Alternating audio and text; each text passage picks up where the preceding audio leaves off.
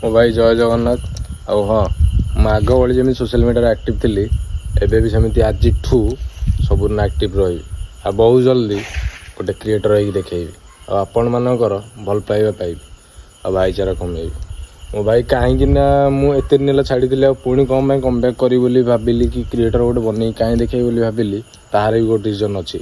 କହିବା ପୂର୍ବରୁ ମୋ ଭାଇ ସମସ୍ତଙ୍କୁ ରିକ୍ୱେଷ୍ଟ, ଯେଉଁମାନେ ମୋ ପେଜ୍କୁ ଆସୁଛ, ଫେସବୁକ୍ ହଉ, ଇନଷ୍ଟାଗ୍ରାମ୍ ହଉ, ୟୁଟ୍ୟୁବ୍ ହଉ, ଦୟାକରି ଗୋଟେ ଲାଇକ୍ ଆଣ୍ଡ ସବସ୍କ୍ରାଇବ୍ କରିକି ଫଲୋ କରିକି ଯାଆନ୍ତୁ।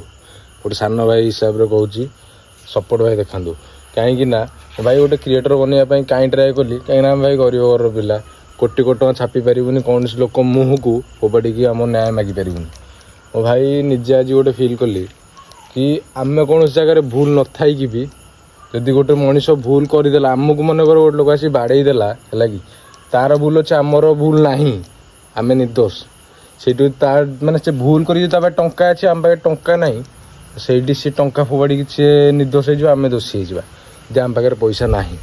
ଯଦି ସୋସିଆଲ ମିଡ଼ିଆରେ ଗୋଟେ କ୍ରିଏଟର୍, ଛୋଟ ମୋଟ କ୍ରିଏଟର୍ ହେଇଥିବ, 10,000 20,000 ଫଲୋଅର୍ସ ଥିବ, ୟୁଟ୍ୟୁବରେ 10,000 ସବସ୍କ୍ରାଇବର୍ ଥିବ, ତ ଭାଇ ତୁମେ ଯଦି ଫୋନ୍ର କ୍ୟାମେରା ଓପନ୍ କରିଦେବ, ହାସା ହାସା ଲୋକଙ୍କର ଗାଣ୍ଡି ଫାଟିଯିବ।